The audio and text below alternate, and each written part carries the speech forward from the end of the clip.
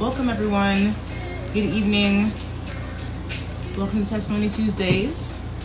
I see you in here, Shingi. I'll let you in just a minute. So let me know in the comments where you're all tuning in from. Thank you, Lee Fine Art. Yeah, I really like collecting artwork like this, so I'm sure you know something about that judging by your username. But yeah, just add something to the environment.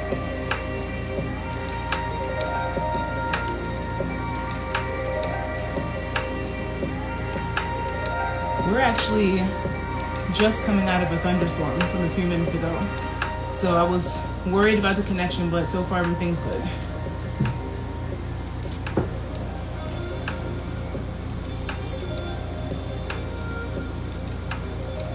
All right, so we're gonna get started. I'm just gonna read Dr. Shinji's introduction and then I'll bring him in. So welcome everyone who's tuning in to Testimony Tuesdays. If this is your first time, I am the host, Dr. Beauty, and I started this interview series last September. It's amazing how it's almost a year since we started this, but I wanted to create an opportunity for people to talk about what keeps them going, what makes them tick, whether that's their professional lives or overcoming personal hardships. And it's really been a huge success. A lot of people have been able to share their stories, inspire people out there who are going through similar situations or who are aspiring to be on the same career path as that.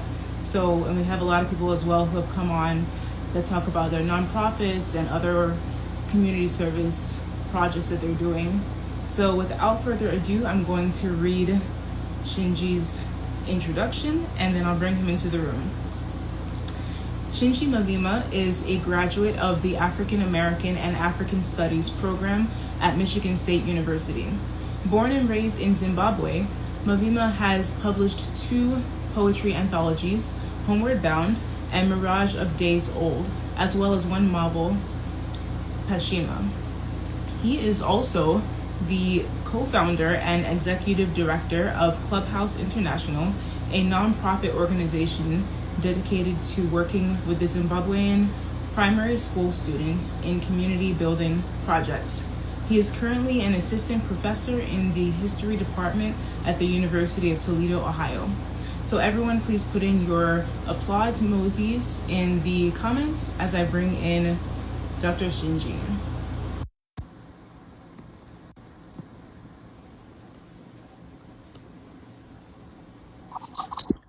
Good evening. How are you?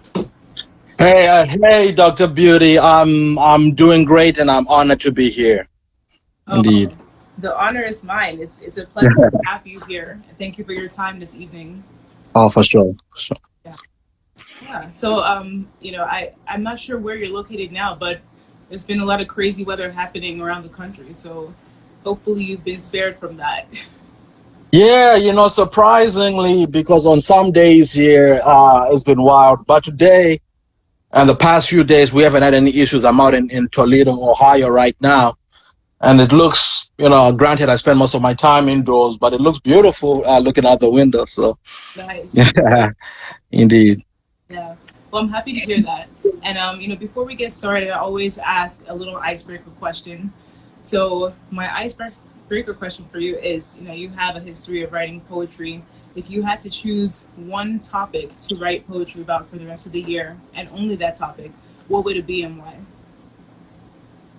I know exactly what it is, but I'm trying to find the word for it here.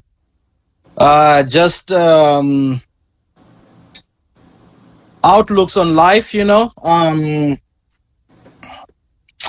No, in fact, let me switch that and say I would write letters in poetry form to as many people that are in my life as possible.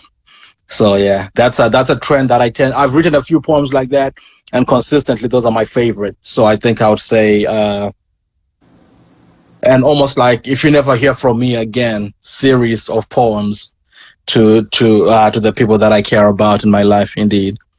Wow, that's amazing, because you can really express yourself all the way in those poems and let people know how Right. you feel about them. That's wonderful. Indeed. Yeah. And I think, Indeed. especially since what the world went through last year, and even still, we're finding more importance in doing that every day. Absolutely. Yeah. Yeah. And I think while I've been writing poetry like this for a long time, I think it really came to a head last once we got into this era, and you realize that you have family around the world, and due to travel restrictions and even just our personal means, and knowing that there's this thing going on around the world, it's almost like there was a moment where you have to resign yourself that, really, to put it in very blunt terms, that if folks started to die right now, that's, you're very powerless, and because of all those reasons. And it was a terrible resignation. It was a terrible resignation, but I mean, we lived through it. And I say this with all due recognition and respect for the people that we've lost in this, but life, so much to make of it. But I'm glad that at least some of us made it through, and we're rebuilding as we go. Indeed. Yes, I'm 100% in agreement with you, especially like you said, we're still here breathing, and I'm seeing more and more people just take advantage of that every day, live out the dreams that they may have postponed in the past, realizing that time is of the essence and it's not promised tomorrow. So, I definitely Indeed. agree with that. Indeed. So, from your introduction, we learned that you were born and raised in Zimbabwe. So, could you tell Yeah. a little bit about any key moments in your time there that contributed to who you are today? It's wow. The whole thing, right? The whole, everything builds on each other. So I've loved everything. In retrospect, when you're going through it, it's a little bit tough, but I'm glad that I went through it. I can talk about the fact that loved both my parents, but they were not together, so to speak, which led to me growing up in my grandparents' household, which really shaped a lot of my ideas about family. And I think I really lucked out, in a bizarre way by doing that, because then I got to grow up with a lot of my other cousins. At any time in our household, there were, 8 to 10 people, and then some. I got to live in this community, the same community that I know you mentioned, the nonprofit CLUBHOUSE International, the same community that we work with now is that same community. It's pretty much the junior school that I went to, as well as surrounding schools. I have lifelong friends from that neighborhood, and that really shaped who I am. I've even made music that's a tribute to that place. So that's very important. I talk a little bit as well as when I went to high school, I moved from that neighborhood. I went to a more, my mom was back from college, so we had a little bit more in terms of means. I went to a more middle class high school, and just having those two very different worlds that I lived in while I was in Zimbabwe really shaped my ability to get into spaces, and my ability to relate to different groups of people. So that's very important. I saw one of my friends here, Simba, in the chat, who was shouting out that high school we went to and some of the communities we were in. So it's a lot of love. All that shaped who I am. My grandparents and my maternal family who raised me are all brilliant storytellers. So even though they didn't get published, but I know my two uncles. One was an English teacher in high school, and the other was a Shona teacher, which is our native language. So they always had novels galore. So from the time I was like in second or third grade, I was reading some of these novels that I really had no business reading, but I think they really helped shape my love for poetry and storytelling and writing.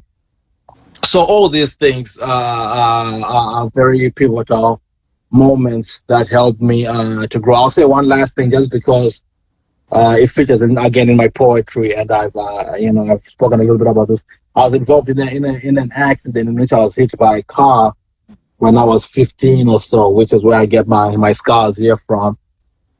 And that maybe singularly shifted my focus in life so much.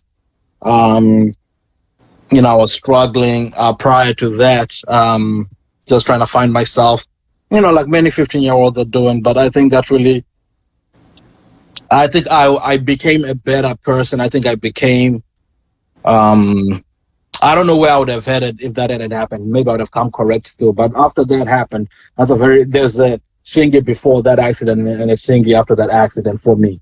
So it really shaped who I am. So those are a few experiences that I can reference indeed.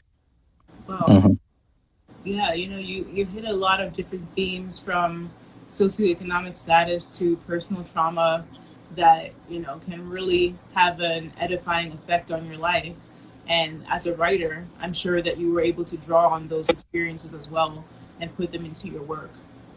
Absolutely. In fact, the novel we spoke about, Pashena, and I call it a novel just because it's you know, but it's really a memoir, right? You know, but you can't you know, you can't call it a memoir unless it's as true as you remember it to be, right? You know, so if you make up any details and so forth, you can't call it a memoir, you know, even if it's like 99% true. So we call it fictive biography. So really, the story of Pashena is really the story of my childhood in Dagamvura in Mutare, Zimbabwe. And the reason I call it a novel is because there are some details or characters that I've made composite and so forth. So again, just talking about how it's influenced my writing, right? The thing that I'm proudest of as far as writing goes, it stems right from those experiences. Indeed. Anyone in your family write as well that influenced you?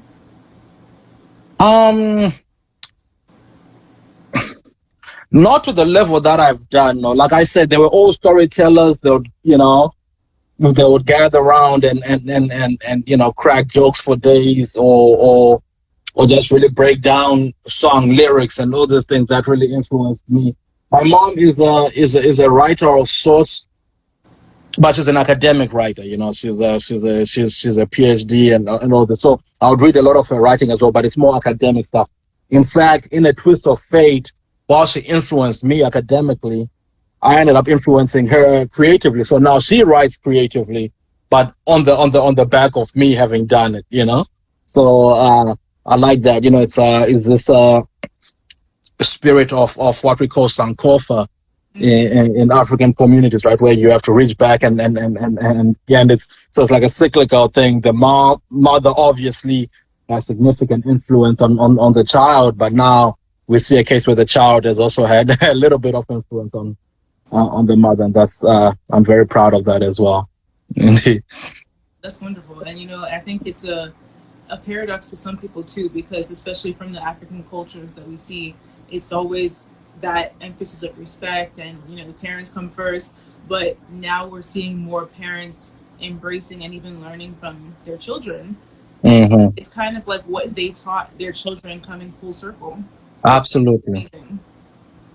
Mm-hmm. Absolutely. What you said also about things relating to oral folklore that we see, I think a lot of people from the diaspora can relate to the fact that there's a lot of stories they could even jot down themselves that they've heard from their grandparents, their parents, about going to school and, you know, going to the stream to get water and everything. You know, it's something that adds to who we are in this new country.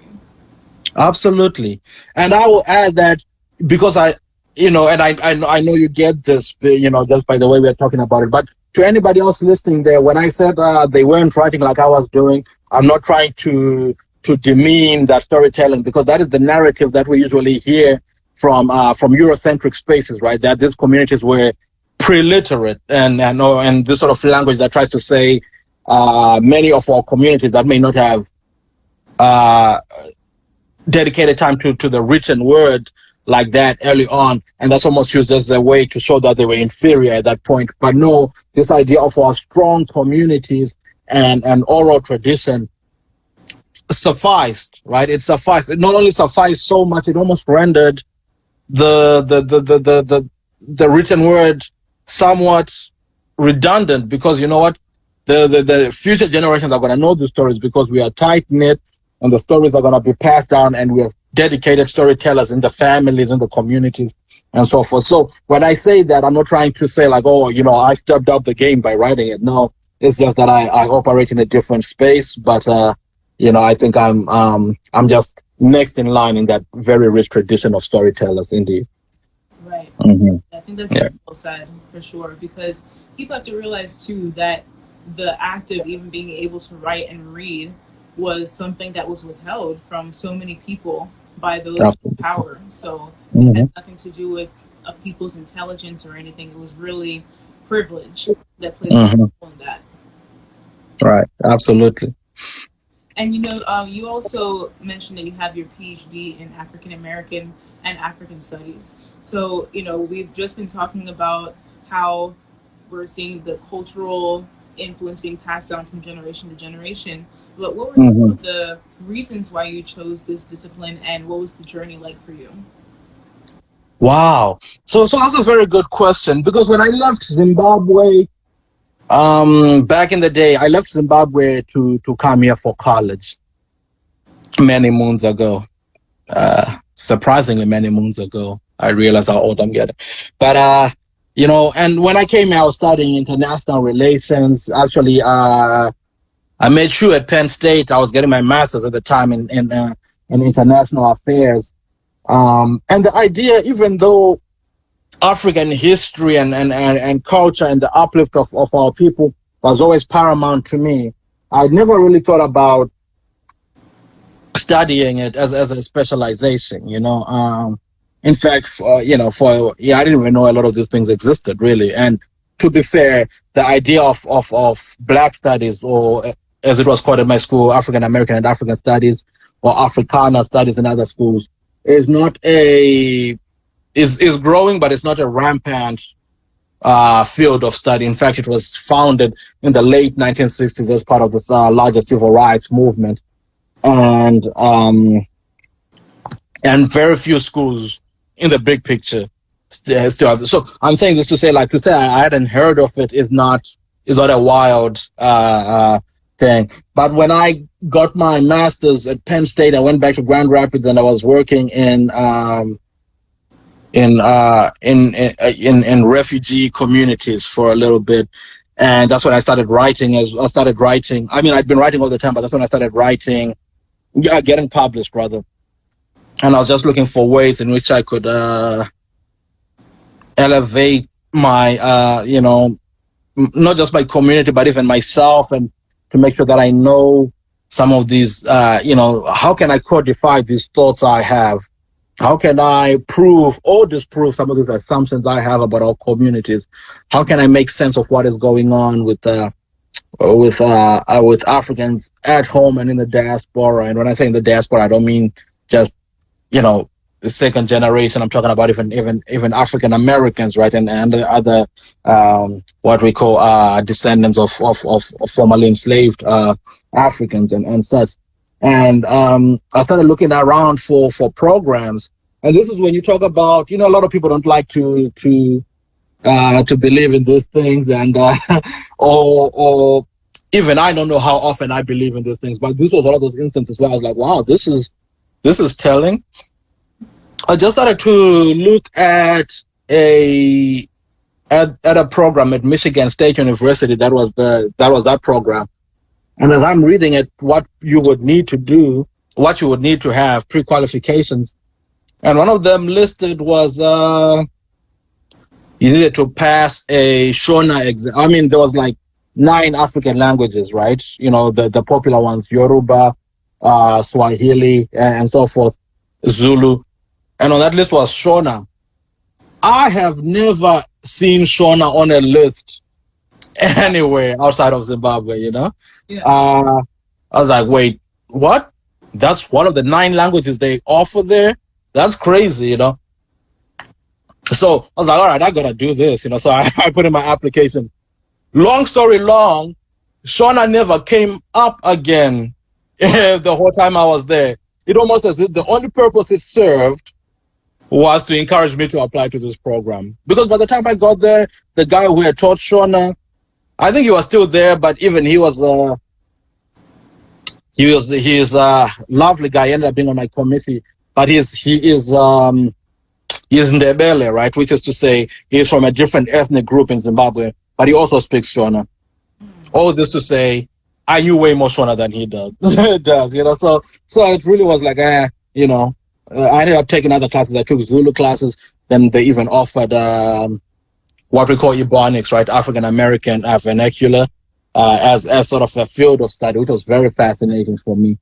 So I did those classes. So I know I'm rambling a little bit, but those are some of the things that really got me through the door. And even getting through the door, I wasn't too sure what to expect, but the whole experience was just incredible, and I'm so glad I was able to do it. Yeah. Wow. Yeah, I mean, well, that's kind of funny because you probably could have taught that class on Shona. yeah. And but it's also been a lot of growth. It's also been, you don't want to take that that for granted, right? Because a lot of us just speak these languages and we never really think about etymology and these things. So really, after I had published a couple, the poetry books, I started really pushing myself because they were all in English because that's the tradition out of which I've been trained, But lately, I started writing some Shona poetry as well, and the numbers stacking up a little bit. So I can definitely say that I possibly could have taught that class, but I think I'm way better now, even though I never took that class, just because even when you learn another language, it puts you in a position to be thinking about maybe your own language, right? Like, oh yeah, so when they do this in Zulu or in Latin even, it's like, what does this look like for us, right? And so forth. So yeah. Mm-hmm. That's awesome. And I'm not sure what period you were doing this course, but in the past, I would say 10 years, there have been so many, I would say, more globally recognized civil rights events in America. Mm-hmm. And I'm just wondering, in line with the time that you were studying, how did that shape your perspective on what was happening in this country? Oh, it was big, right? It was big, and it's led from a discipline point of view, it led to a boom and increase in enrollment and things like that, right?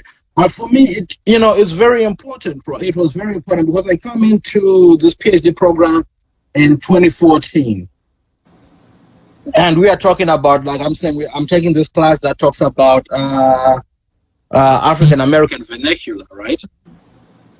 And there's always been this debate: is it broken English? Is it a dialect? Is it a language unto its own, and so forth? And we are able to watch. If you remember this, when Trayvon Martin was murdered, right. And that court case was happening, his friend that he had been on the phone with, I don't know if I'm remembering this correctly, but she might have been from Haiti originally, but she was a young black woman, right? And she was giving her testimony, and the Zimmerman's defense was really making her sound dumb for the way she spoke, right, in what we call Ebonics. And I was thinking, like, wow, the inhumanity of this moment, that one, not only is this a kid, right, she's a child. She was on the phone when a friend was killed. And she is standing here before you, and you are making light of how she speaks. You're getting her emotional on that basis. And I say that to say it's more than just language, right? It's more than just learning that we've been here it means we've always been around and sort of talking about that. It's actually talking about the weaponization of these things. So you get moments like that. You get moments where we, our program, which was a program at the time now, is going to be a department at Michigan State University, was looking like it might get shut down. And our protests now to keep it alive now sync with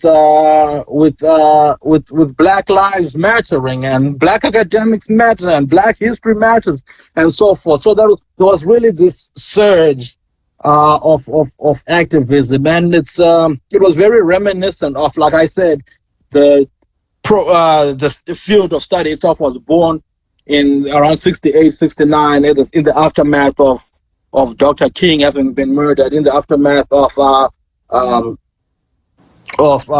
Malcolm X having been murdered, and so forth. So I'm saying you can always say, which is true to your point, that these things don't never exist in a vacuum, right? So that was very much true to the moment that we lived in. And I'll say this too, that this was happening around the US, but remember, because global blackness is a thing. So I would be in South Africa for doing my research in the summers of 15, 16, and 17 for sure, and you find yourself in the middle of this march that is talking about Afrikaans must fall, right? Afrikaans being the language of apartheid in a term. And seeing that the same debates about language are happening here as well. When they talk about Rhodes must fall, the statue of Sister John Rhodes must fall, decoloniality happening there and here. So you're able to make these global connections as well. So indeed. You know, it's interesting because I don't think the media really highlighted the war on Black academia at that time. And the fact that, you know, your program was at risk of being shut down, as probably others were. I mean, it's kind of insane because this is the time when we needed the most this education. And not only for Black people, but even people that could be allies from other ethnic groups. So that, you know, that perspective is coming to the light now. Yeah, well, and that conversation is not entirely separate from it. I don't want to get too political in the moment, but it's not separate from, say, the issue of critical race theory that's happening right now. Which the big thing I will say about that is, as many people as I have heard speak on it, right, definitely critiquing it, but even some who are for it, I listen to them and I'm like, wow, you guys have no idea what critical race theory is, huh? You know, and I don't mean that in a demeaning way, because some of them are really like on our side of this argument. But for example, for me,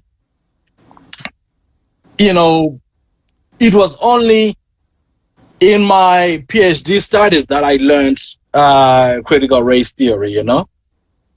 So I say this to say, like, a lot of the, you know, if there's a lot of misinformation about, oh, kids in the 7th grade are going to be learning this. Man, even people who studied this don't even learn it until much later on, and so forth. So I say this to say the war on academics is usually, it's usually coded in those languages, right? That by the time the academics even get to be front and center of this, perceptions have already developed, right? So, and you can easily paint them as this radical, anti-white people, whatever, you know, and so that conversation never even arises to the surface. So yeah. And I think that's definitely something that has come to the forefront a lot in recent years. And, you know, another topic kind of pertaining to this, an extension of your academic writing, you also have the creative writing going on, the 2 poetry anthologies that you wrote. So did you face any challenges in the writing or publication processes, and if so, how did you overcome them? So the writing process, I've never a challenge. Writing is what I do, you know, and I mean, you know, and as a creative in a variety of ways, you know what that is, right? The only challenge you face is, you know, maybe motivation and stuff. But, you know, since I don't actually have to write anyway, it's fine. When I write, you know, and so that's not really a problem. The first book, Homeward Bound, here is, you know, that one was, you know, I self-published that one. That's my only self-published effort. And I did it in circa 2012. I was really just, I'd come back from Penn State, and, the family had gone through some stuff, and myself, my ends were not looking as good as I'd hoped. The doors that I'd hoped to open with this thing had not opened up quite like I had hoped. So, among many other things, though, that's what I mean by, you talk about, it's Testimony Tuesdays, right? So one of the things is in that moment when I felt I had my, it's been probably my lowest, in a long time anyway. But it was during that time that this first book was I put it together, right? I was like, yeah, since I'm not doing anything right now, I will, I'll put some of those poems together. I was able to get a few friends actually that I grew up with that I knew who also write poetry. They contributed a few poems. So it's sort of taking shape like that. Got a local camera guy who was a high school friend of my brother, and again, we just built in community, right? Gave him like $30 or something to do a photo shoot. I got this weird little job at that time where we would drive around to different schools and host like a game show or something. I did that like one time, and it found me in Jefferson City, Missouri, one of these days. And while I was at the bar after the thing, I met this one young lady who turned out she was an artist, just trying to get a breakthrough as well. And she ended up having a picture featured in the thing, So talk about how these connections just happen, right? And yeah, so I self-published this by way of what was called at the time Create Space. I think the name has since changed. Create Space on Amazon, and it came out pretty well, So and it's just good to, I was very proud of it. Not only because of that process, but also because it was also during that same time, that very same period when I was at home, that I founded the nonprofit. So one of the first major fundraisers we had was a benefactor who became a mentor of mine of sorts, had heard me perform poems at some women's event in Grand Rapids, and we built a rapport then.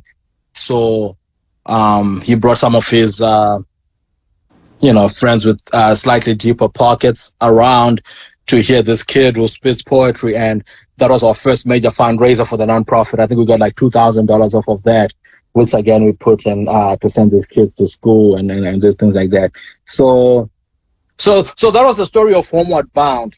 Now I'll pivot to the story of Mirage of Days Old, which was published by Sugar Run Publishing. So this is my first published by a publishing house, and the story takes me back to Penn State, because when I was at Penn State, I had met, I'm always surprised that I was at Penn State for a year and a half. That's it, because I have so many memories from there that you would think that I was there for a long time. And I met so many beautiful people. But among the beautiful people that I met was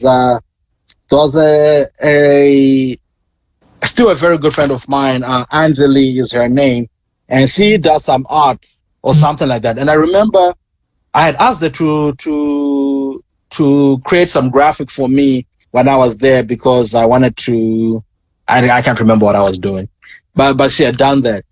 But it was something to do with poetry. So in 2013, she hit me up and she said her and another, one of her sorority sisters, who was also a pretty decent friend of mine, Debbie, had founded a publishing company out of New Jersey since they were done with school, and they were looking for people to work with. So they put out a few books. Some of them, I know some of them were incredible, but they reached out to me and said, like, I know you do poetry, you want to put something out? So we put it together, and that's when Mirage of Days Old was born, and it was published in 2015. So that one wasn't really a challenge to publish it since they sort of sought me out. And, since they were trying to build their thing, I figured like I could probably get this work published by a more established publisher. But how about we grow together with this, the publishing game is, for lack of a better term, is an old man, typically old white man's game. So if you have two young women who are starting a publishing company, you know what? Let's work with that. Let's support that movement. So that wasn't a challenge at all. And working with them was, for the most part, a delight. You have to be patient when people are still figuring it out as well. So a lot of things were not smooth, but not in an upsetting way. It's like, they're trying to figure out, how do you get your books in Barnes and Noble? How do you draw up a contract properly at these things? So I could say that was a little bit of a challenge, but it was fine. They put out a great product. I was able to get some very beautiful people to write. My mom actually wrote a poem that opens the book. As well as there's a professor named Dr. Geneva Smith, the man who's one of the legends, former Black Panther, is pretty much, when you say, people say she wrote the book on this thing. No, she literally wrote the book on Ebonics and stuff like that. And she wrote the foreword for the book. And it's just like, let me put it this way. In our world, I've heard people lose their mind because Dr. G said hi to them. So she's like the rock star and all things. So it's like, oh yeah, but did she write a foreword for your book though? I say that just kind of being lighthearted. But so that process was great. The challenge sort of came afterwards because again, they were still figuring things out. So for a long time we didn't get the book on, they weren't able to get the book on Amazon, which it's rough, what I'm saying? I want to promote, local businesses and publishing houses. So to buy from them is best. But also, a lot of people know that if you want a book, you go to Amazon, right? So not having it on Amazon was for me anyway, was among, it just wasn't happening, and, but on their side, they're also struggling through a lot. So a little bit later, maybe 2016, 2017, I think the publishing house went belly up. So that was unfortunate. I know Angela and Debbie both are still doing fine as individuals, but I'm a little bit sad that went belly up. So the book actually, Homeward bound because it was printed by on Amazon imprint, right? And Amazon is not going anywhere. So this one is still available, but Mirage of Days Old is not in print anymore. So what you do when your company goes belly up, you retain the rights to the book, and now I can get it published again by somebody else. I just haven't gotten around to doing that because then I got to working on Pashena, which came out in 2018. And that was a different experience. Again, worked with another young lady who had founded her own. Now, she was a friend of mine from Grand Valley State. You can see a trend here that I like to work with. So it's a young Black woman out of Detroit. She's founded House Capacity Publishing. And shout out to Kiera.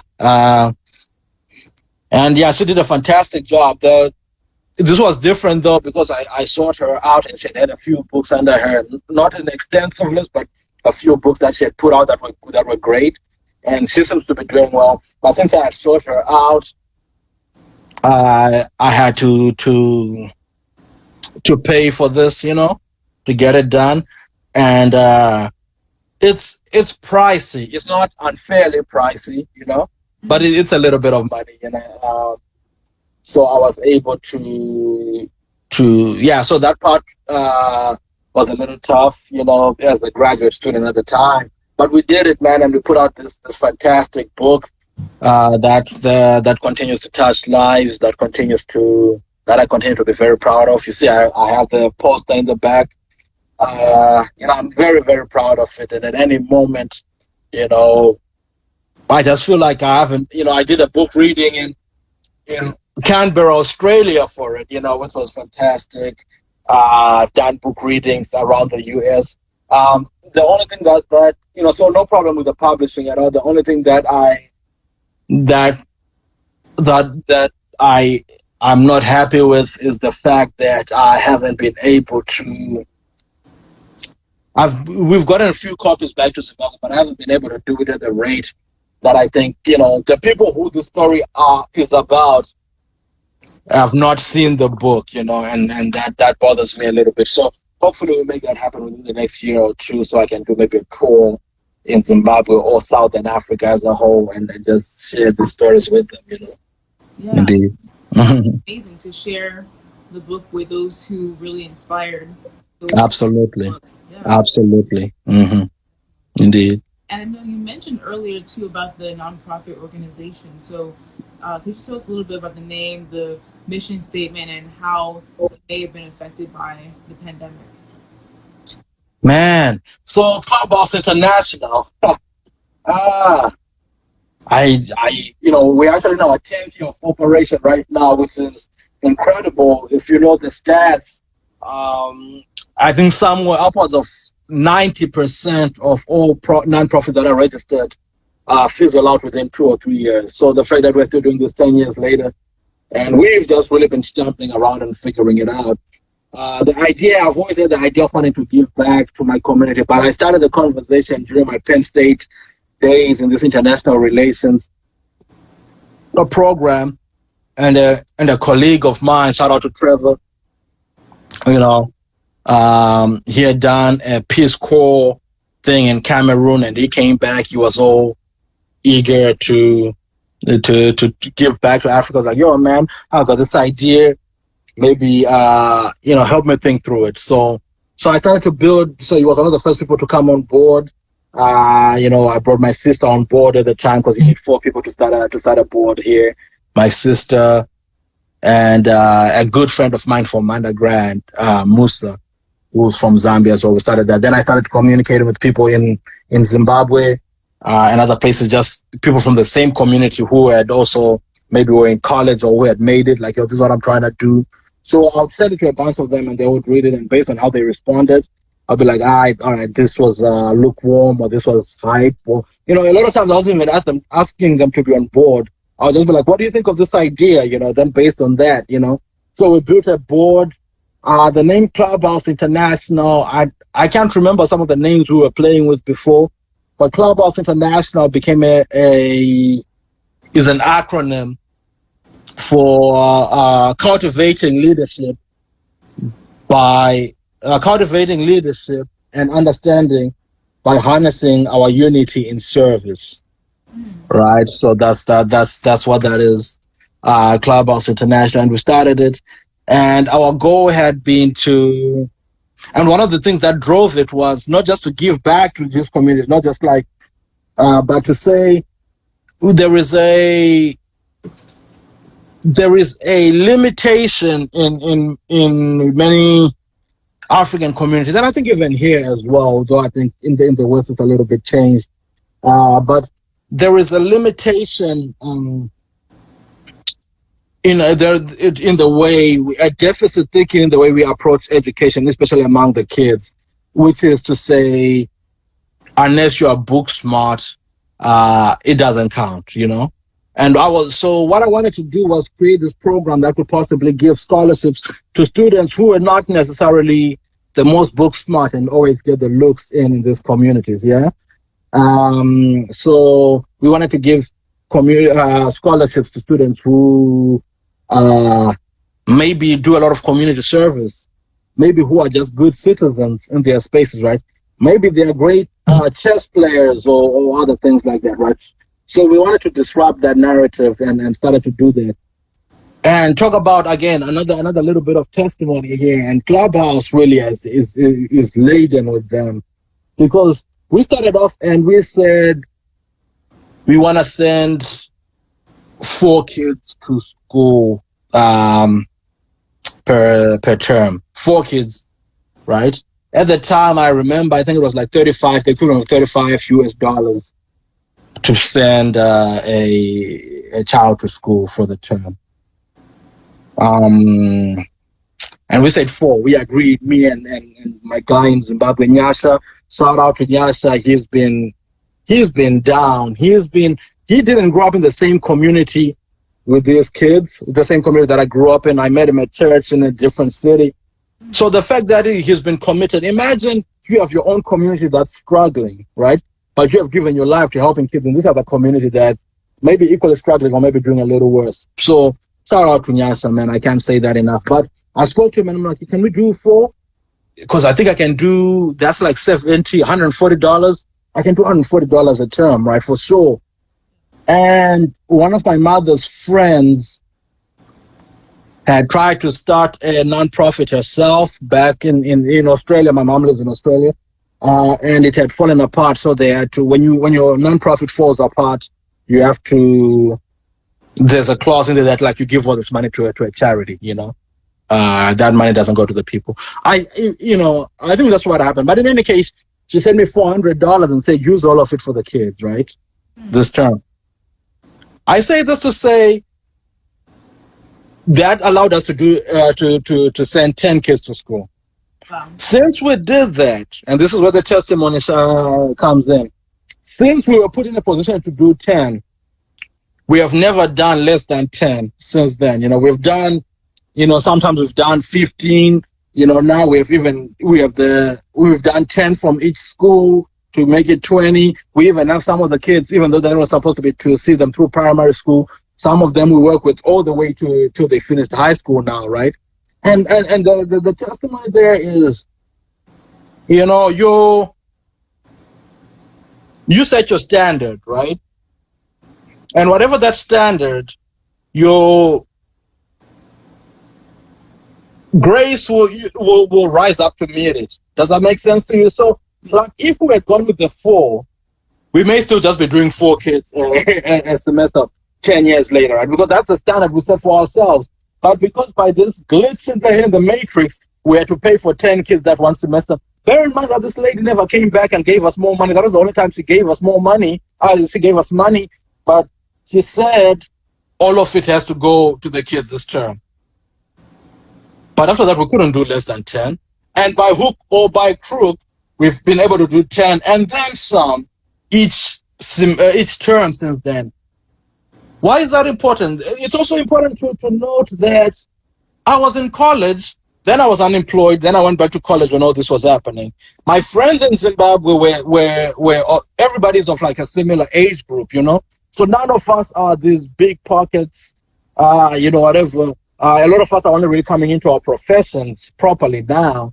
So we were able to do this with no money, but again, it's the story of Elijah and the oil, right? Like, see if this doesn't sustain you. And so that's been a miracle. The last little bit let me say 2 more things. The other beautiful thing is about, I wanna lean in on this idea of testimonies. One thing that came up later is when I was doing this and I sent this money to Nyasha, I was unemployed and I was sleeping on my stepmom's couch at the time I sent this money to Nyasha. He didn't tell me at the time until much later, but he had been kicked out of school and went in college, and his mom is unemployed. And Zimbabwe was going through its roughest phase at this time. And he went to the Western Union with his friend to pick up the money. And his friend said to him, bro, you should use this money to get back into school and you can figure out what to do once you're back in. And he said, no, like that's not what this money is for, and he did. So on both sides of the ocean, we have 2 kids who really have their backs to the wall, but being faithful with a little bit. It's almost as if that was our test right there, right? And we didn't talk about it until maybe 5-6 years later. Like, when I sent this money, this is what I was going through. Like, when I received this money, this is what I was going through. And when you see him now graduated and is this insurance guy, when you see where I'm at now, I'm not saying I've made it all the way to the top, but this program has run for 10 years and I've gone on to do okay for myself. And And when you walk in the streets of Nangamvura now, and the children recognize that some of them are now, you know, in their early 20s, or when parents recognize us and they, you know, when Yasha told me the story of like a parent breaking down when she saw him, like, yo, you know, the things you've done for us. And it's not just the fees, right? Every year we do well, not every year now because of COVID and other things, but we, you know, as much as we can try to do an annual festival where we feed the community and everybody comes around, and there's a soccer match there around which everything revolves, and there's community service. I mean, there's you know, traditional dancing and so forth. But when we see now that in the past, like the community service events were pretty much administered by us, and they were part of the way in which those students earned their scholarships. But now, a few times they've just sent us pictures after the first, like, hey, Dr. Mavima, hey, Mr. Nyasha, we were at such and such house today. They needed some help, so we were cleaning up. And some of them aren't even in school anymore, but they've continued to do this, right? And I'm like, you know what? If all this came to an end right now, we have done well, you know, and I'm very proud of the work that we've done. And I'll say this is the last thing about that, sorry. When I started it, right, and the reason why we continue to work with those two schools, even though other people ask us to do other things, and I'm always glad to help with other things. But the reason, when people ask me, like, why didn't you spread to other places and things? I'm like, well, my hope is I picked on this small community that meant so much to me. I hope that somebody else, for you know, we can develop the same model. If we take these two schools in this part of the community, and you take the other two schools, and you take the same program to Zambia, and you take the same program to Ghana, and you take the same, I'm not saying it'd be the same organization, but the same model, right? And we can build on that. I think we can do a great job of that. So in the aftermath, I've worked with a few friends who have started very similar organizations in other parts of the country, other parts of the world. And I'm also very proud of that. And a lot of people are very protective of their model. And, like, you know, you can't get, at any point, if somebody asks me to run through how we started this, I will share our tax documents, our constitution, our you know, our bylaws, our receipts and these things. I have no problem with that. I'll share the whole Google folder with you if somebody else wants to start this, because I think, you know, it's nothing to be, what am I keeping to myself? That more people be helped? That's ridiculous, right? So yeah, that's a little bit about the organization, a lot of bit about the organization. That's amazing, because as you're giving back to the community, like you mentioned, you're seeing kids who went through the program and they're in their 20s, they're getting their lives started, and they benefited from the sacrifices that you and your partner made. So, you know, that's amazing to be able to see the fruits of your labor in that way. Absolutely, indeed. And for those and another thing too, because we've been entirely volunteer run, a lot of the people who come in here maybe just fresh out of college, fresh out of high school, trying to figure it out. So even when I've seen how that's built their resumes as well, I'm like, wow, this guy, he didn't even know how to work with computers prior to this, but due to our communication and him having to collect records regularly, he's very proficient with Excel and you know, this guy, he's not a writer at all, but every time they do a community service event, he has to turn in a report. And these are getting really good, you know. So I've also seen some of my other friends, especially in Zimbabwe. Shout out to my cousin Shane. Shout out to Takura, who have become model professionals due to their work with this in ways that they may not have become. So that's another thing too. There's benefits on different levels to the game. Yeah, indeed. Mm-hmm. That's amazing, because you're equipping those skills that they need to go into the workforce. Absolutely. In life. You know? Absolutely. And speaking of teaching, you know, you're also a assistant professor in history. Department at University of Toledo, Ohio. So, what inspired you to teach, and what advice would you give to those looking to pursue a similar career path? What inspired me to teach? Well, Let me say this, from a very practical level, the job most associated with getting a PhD in the humanities, for example, is teaching. That's 90% of the people. Don't quote me on that, but in my experience, that's the kind of work that we get into, right? At least initially. You may end up pivoted to something else, but everybody that I know from my school became some sort of university educator, except for, we actually have a mutual friend, Tiffany Caesar. I think she works with high school students. She's a peer of mine. She was a year above me at Michigan in the same PhD program. But I think she works. Last time I checked, she was working with K-12 students. So you get those, every now and then you get, but a lot of them work with. So those were sort of the odds that were where this was headed anyway.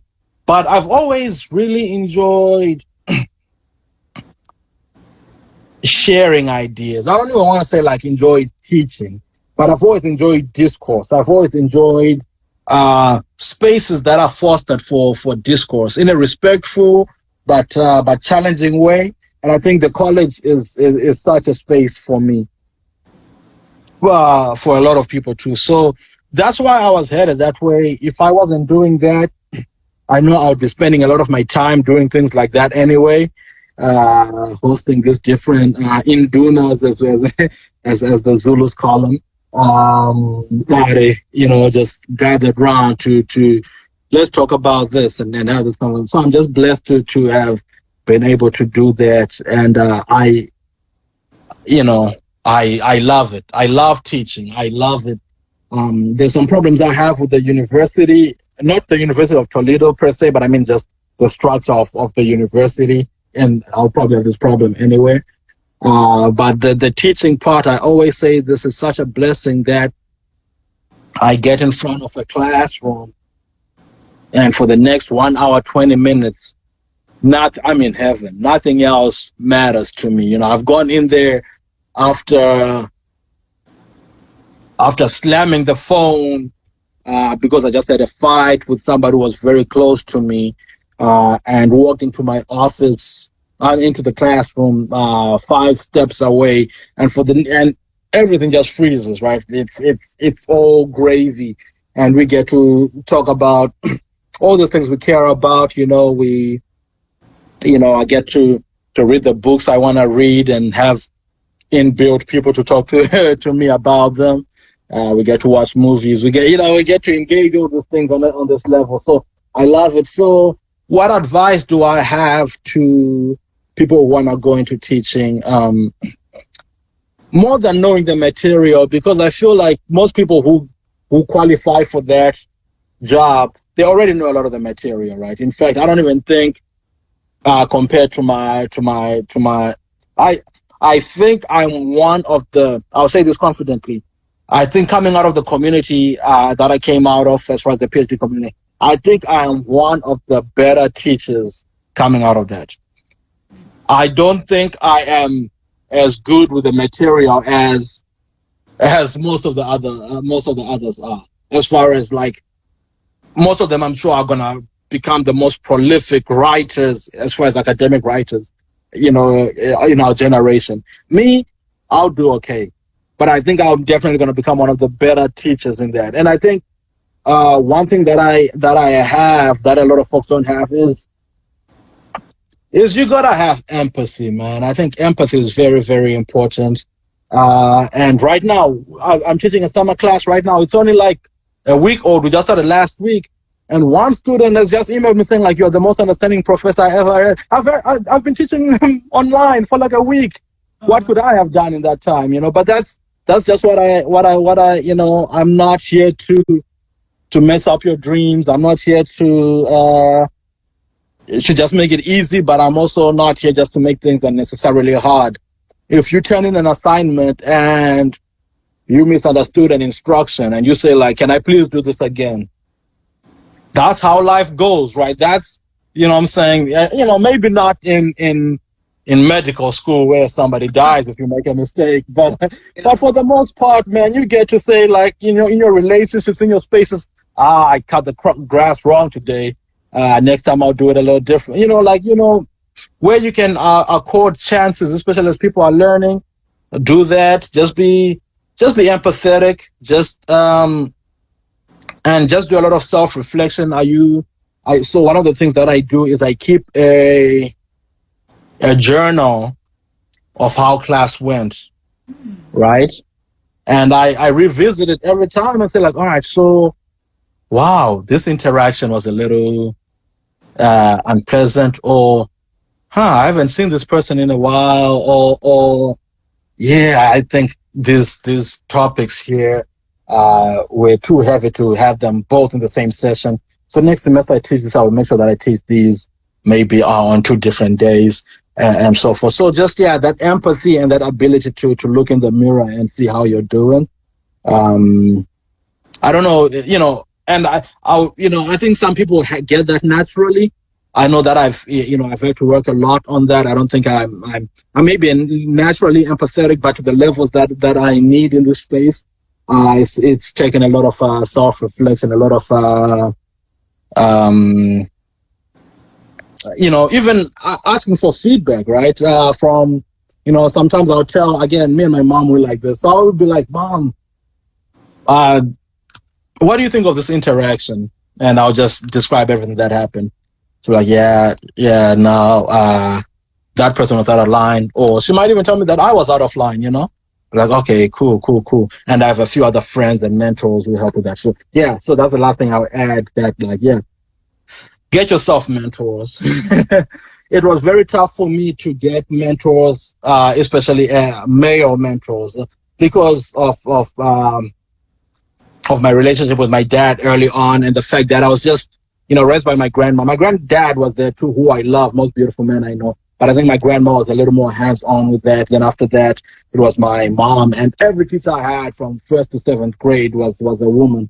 So I always felt that a combative thing with men who knew more than me, or like, you think you're better than me? But at some point I had to humble myself, and I have a few very good mentors.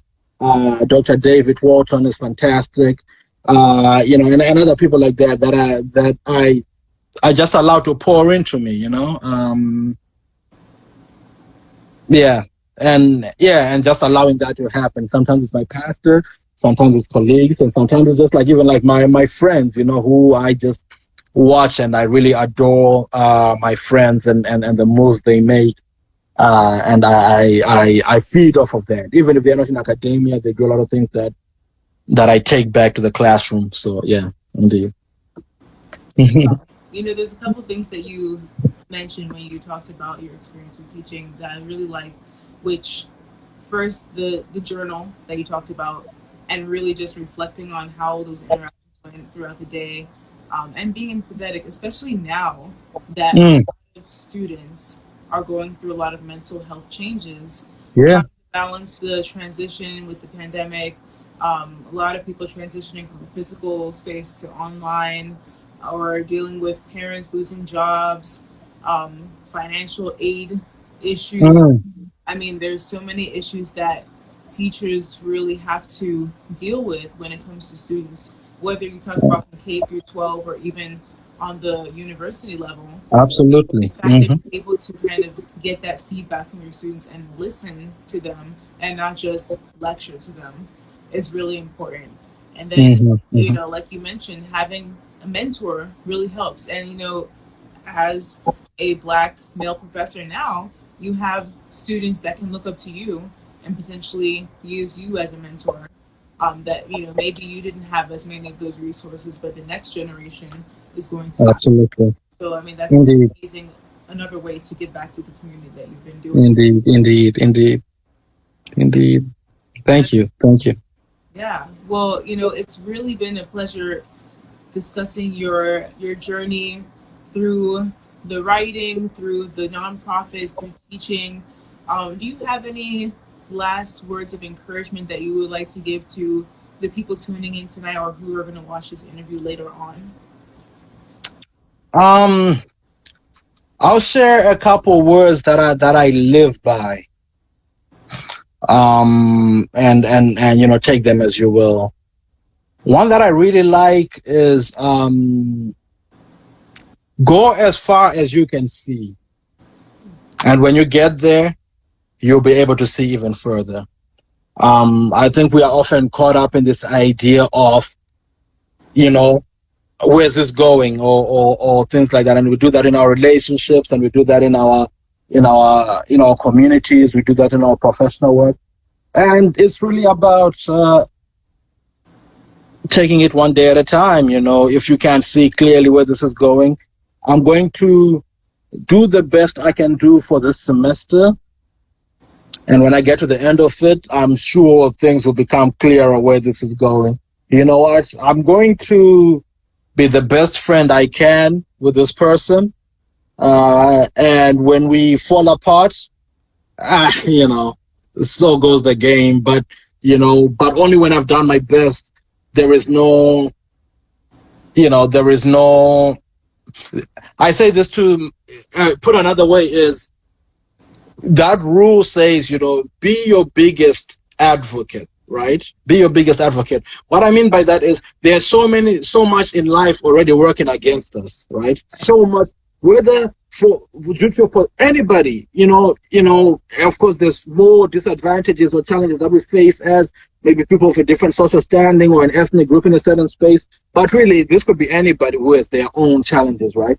So there's already so much working against that. Don't talk yourself out of things. So I'm going to go to be part of this PhD program. And if it does get so difficult that I can't do it, I gave it a shot. But what I'm not going to do is talk myself out of a blessing or out of seeing what else is out there. So, and me and my friend Juan, when we started the PhD program, and we were feeling like, yo, this is tough.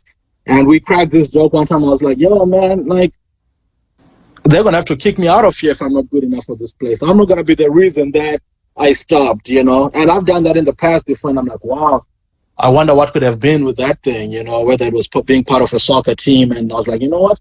I think I'm going to get cut soon. I'm going to stop going so I prevent the embarrassment of getting cut until you see other people who are not even as good as you making it. And you're like, oh, I should have just stuck around.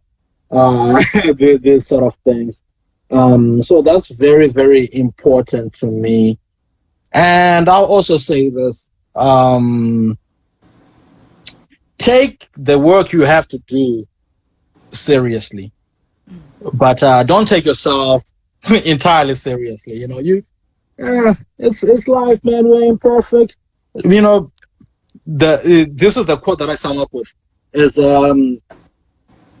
use your best friend mind on yourself.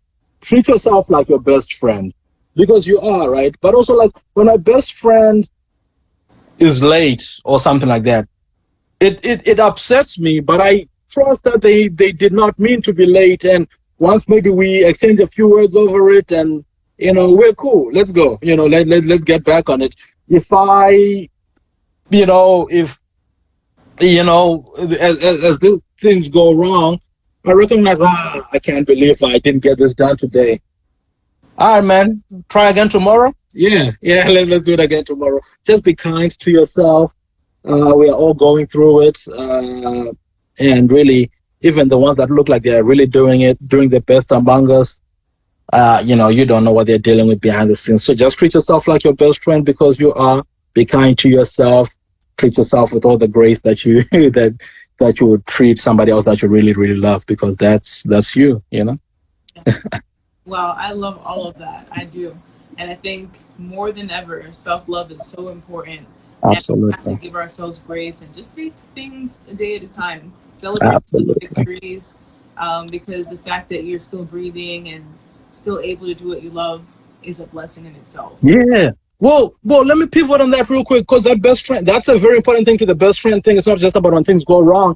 But if my best friend puts on his Facebook status like, yo, I just got a job interview today, or like, I think that went well, I'm like, yeah, you go, and treat yourself like that too. So the little wins, the small bit of feedback you get from a student, the $20 donation to your cause, I like your book. whatever, all those things, right? You may think like they're nothing in the big, but if you would get geeked when somebody else you loved told you that, you better get geeked. Yeah, like, I'm hype right now. Last year, I put out a music project. I'm not much of a musician, but I've already told myself that the first song of mine that gets 1,000 views on YouTube, I'm getting a shirt celebrating it, because it's 1,000. A lot of people get that in a day. But no, this is me, and this is me and my story, and I'm proud of what I'm proud of. I get to decide that. So yeah, absolutely, indeed. Yeah, I love that. I love that. Mm-hmm. Mm-hmm. I think that's excellent advice. I hope everyone is taking notes, because so many gems were dropped this evening. I really appreciate your time. I know you've got a lot of projects going on, so thank you so much for taking the time to share your story and your wisdom with us. And thanks to everyone who tuned in as well. If they missed any part of it, they can watch it here on Instagram. You can watch it on YouTube as well. My link is in my bio. So thanks again for joining, and I'm sure we'll definitely be in touch. For sure. Hey, let me just say this one thing about you and this platform, though. I really wanna, I would be remiss if I didn't do this, because, like I said, I met Dr. Beauty here back at Penn State, but we were just in similar spaces. We didn't get to hang out too much or anything like that. But I've followed her growth over the social media spaces. And thank you so much for this work you're doing, and not just with this platform, but just even in sharing your own story, even with the music. It really does add a lot of beauty and positivity to our spaces as we see them. So congratulations on that, and may God continue to grant the strength to keep doing this, because Lord knows we need this more than ever. Thank you so much. Oh, thank you so much. I really appreciate that.